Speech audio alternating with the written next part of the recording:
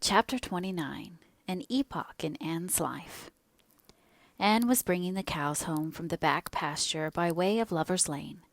It was a September evening, and all the gaps and clearings in the woods were brimmed up with ruby sunset light. Here and there the lane was splashed with it, but for the most part it was already quite shadowy beneath the maples, and the spaces under the firs were filled with a clear violet dusk like airy wine. The winds were out in their tops, and there is no sweeter music on earth than that which the wind makes in the fir trees at evening. The cows swung placidly down the lane, and Anne followed them dreamily, repeating aloud the battle canto from Marmion, which had also been part of their English course the preceding winter, and which Miss Stacy had made them learn off by heart, and exulting in its rushing lines and the clash of spears and its imagery, when she came to the lines. The stubborn spearsmen still made good their dark, impenetrable wood. She stopped in ecstasy to shut her eyes, that she might the better fancy herself one of that heroic ring.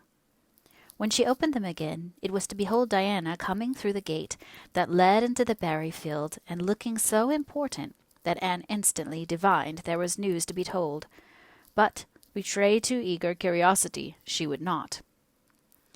"Isn't this evening just like a purple dream, Diana?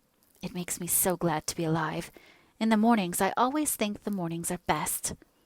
But when evening comes, I think it's lovelier still." "It's a very fine evening," said Diana. "But oh, I have such news, Anne. Guess. You can have 3 guesses." "Charlotte Gillis is going to be married in the church after all, and Mrs. Allen wants us to decorate it," cried Anne. "No, Charlotte's beau won't agree to that, because nobody ever has been married in the church yet, and he thinks it would seem too much like a funeral. It's too mean, because it would be such fun. Guess again." "Jane's mother is going to let her have a birthday party?" Diana shook her head, her black eyes dancing with merriment. "I can't think what it can be," said Anne in despair, "unless it's that moody Spurgeon Macpherson saw you home from prayer meeting last night. Did he?" "I should think not," exclaimed Diana indignantly. "I wouldn't be likely to boast of it if he did, the horrid creature. I knew you couldn't guess it. Mother had a letter from Aunt Josephine today, and Aunt Josephine wants you and me to go to town next Tuesday and stop with her for the exhibition. There!" "Oh, Diana," whispered Anne, finding it necessary to lean up against a maple tree for support. "Do you really mean it? But I'm afraid Marilla won't let me go. She will say that she can't encourage gadding about. That was what she said last week when Jane invited me to go with them in their double-seated buggy to the American concert at the White Sands Hotel. I wanted to go, but Marilla said I'd be better at home learning my lessons, and so would Jane. I was bitterly disappointed, Diana. I felt so heartbroken that I wouldn't say my prayers when I went to bed, but I repented of that and got up in the middle of the night and said them." "I'll tell you," said Diana. "We'll get Mother to ask Marilla. She'll be more likely to let you go then. And if she does, we'll have the time of our lives, Anne. I've never been to an exhibition, and it's so aggravating to hear the other girls talk about their trips. Jane and Ruby have been twice, and they're going this year again." "I'm not going to think about it at all until I know whether I can go or not," said Anne resolutely. "If I did, and then was disappointed, it would be more than I could bear. But in case I do go, I'm very glad my new coat will be ready by that time. Marilla didn't think I needed a new coat. She said my old one would do very well for another winter, and that I ought to be satisfied with having a new dress. The dress is very pretty, Diana. Navy blue and made so fashionably. Marilla always makes my dresses fashionably now, because she says she doesn't intend to have Matthew going to Mrs. Lynde to make them. I'm so glad. It is ever so much easier to be good if your clothes are fashionable. At least, it is easier for me.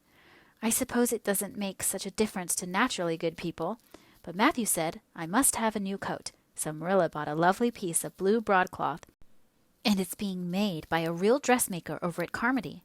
It's to be done Saturday night, and I'm trying not to imagine myself walking up the church aisle on Sunday in my new suit and cap, because I'm afraid it isn't right to imagine such things. But it just slips into my mind in spite of me. My cap is so pretty. Matthew bought it for me the day we were over at Carmody. It is one of those little blue velvet ones that are all the rage, with gold cord and tassels. Your new hat is elegant, Diana, and so becoming. When I saw you come into church last Sunday, my heart swelled with pride to think you were my dearest friend. Do you suppose it's wrong for us to think so much about our clothes? Marilla says it is very sinful. But it is such an interesting subject, isn't it? Marilla agreed to let Anne go to town, and it was arranged that Mr. Barry should take the girls in on the following Tuesday. As Charlottetown was 30 miles away and Mr. Barry wished to go and return the same day, it was necessary to make a very early start. But Anne counted it all joy and was up before sunrise on Tuesday morning. A glance from her window assured her that the day would be fine, for the eastern sky behind the firs of the haunted wood was all silvery and cloudless. Through the gap in the trees a light was shining in the western gable of Orchard Slope, a token that Diana was also up. Anne was dressed by the time Matthew had the fire on and had the breakfast ready when Marilla came down, but for her own part was much too excited to eat. After breakfast the jaunty new cap and jacket were donned, and Anne hastened over the brook and up through the firs to Orchard Slope. Mr. Barry and Diana were waiting for her, and they were soon on the road. It was a long drive, but Anne and Diana enjoyed every minute of it. It was delightful to rattle along over the moist roads in the early red sunlight that was creeping across the shorn harvest fields. The air was fresh and crisp, and little smoke-blue mists curled through the valleys and floated off from the hills. Sometimes the road went through woods where maples were beginning to hang out scarlet banners. Sometimes it crossed rivers on bridges that made Anne's flesh cringe with the old half-delighted fear.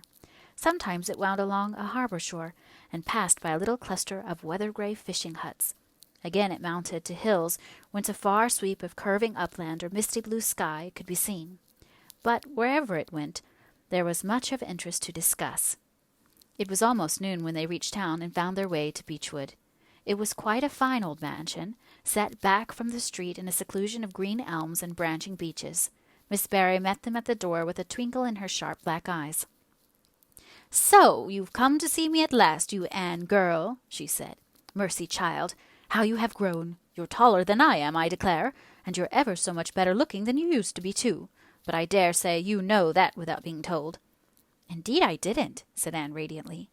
"I know I'm not so freckled as I used to be, so I've much to be thankful for. But I really hadn't dared to hope that there was any other improvement.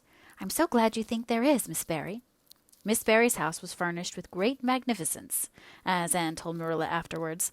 The two little country girls were rather abashed by the splendor of the parlor where Miss Barry left them when she went to see about dinner. "Isn't it just like a palace?" whispered Diana.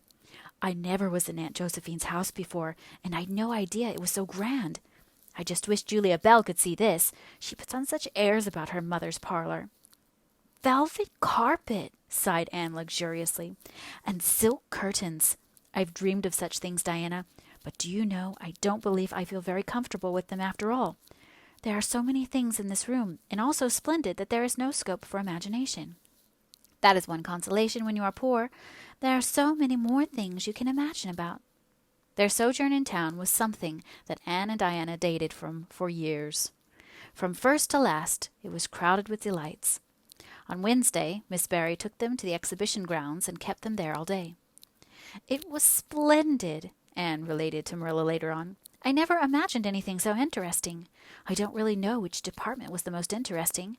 I think I liked the horses and the flowers and the fancy work best. Josie Pye took first prize for knitted lace. I was real glad she did. And I was glad that I felt glad, for it shows I'm improving. Don't you think, Marilla, when I can rejoice in Josie's success? Mr. Harmon Andrews took second prize for Gravenstein apples, and Mr. Bell took first prize for a pig. Diana said she thought it was ridiculous for a Sunday school superintendent to take a prize in pigs, but I don't see why. Do you? She said she would always think of it after this when he was praying so solemnly. Clara Louise McPherson took a prize for painting, and Mrs. Lynde got first prize for homemade butter and cheese. So Avonlea was pretty well represented, wasn't it?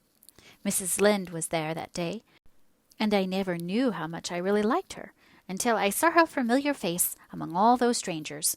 There were thousands of people there, Marilla. It made me feel dreadfully insignificant. And Miss Barry took us up to the grandstand to see the horse races. Mrs. Lynde wouldn't go. She said horse racing was an abomination, and she, being a church member, thought it her bounden duty to set a good example by staying away. But there were so many there, I don't believe Mrs. Lynde's absence would ever be noticed.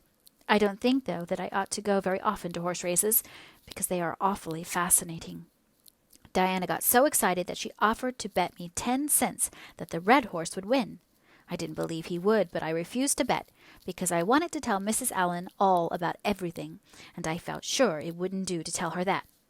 It's always wrong to do anything you can't tell the minister's wife. It's as good as an extra conscience to have a minister's wife for your friend, and I was very glad I didn't bet, because the red horse did win, and I would have lost 10 cents. So you see that virtue was its own reward.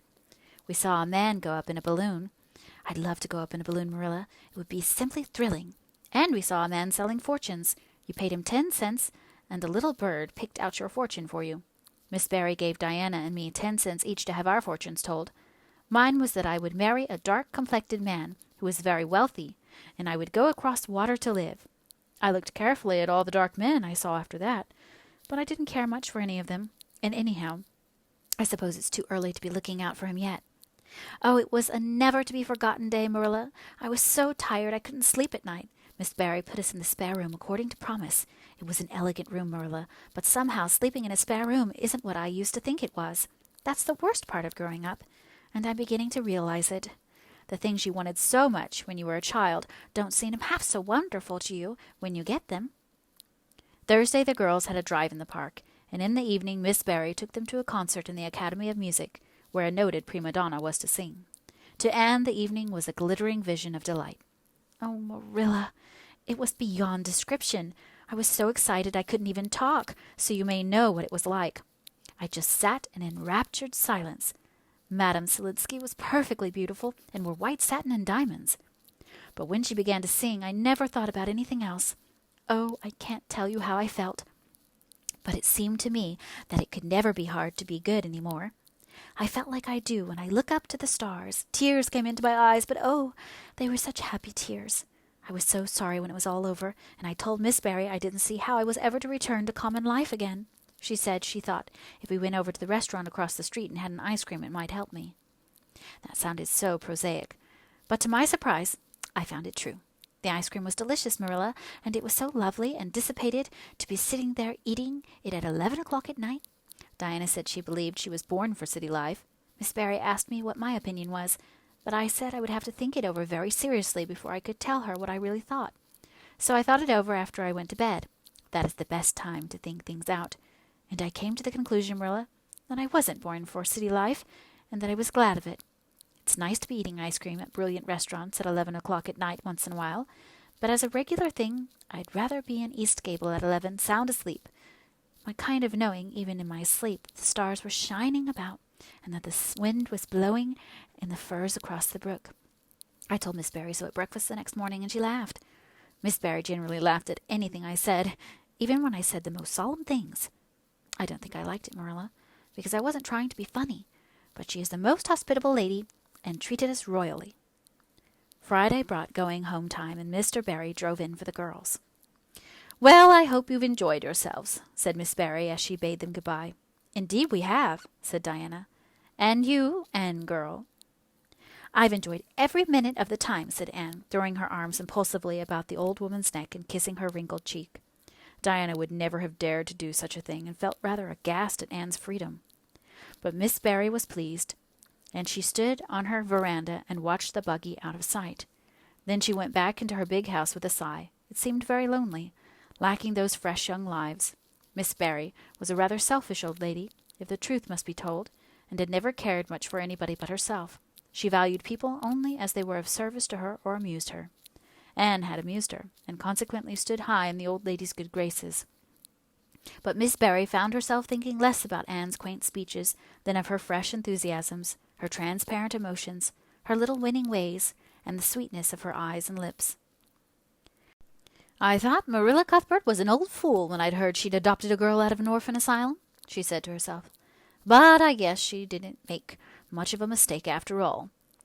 If I'd a child like Anne in the house all the time, I'd be a better and happier woman." Anne and Diana found the drive home as pleasant as the drive in, pleasanter indeed, since there was the delightful consciousness of home waiting at the end of it.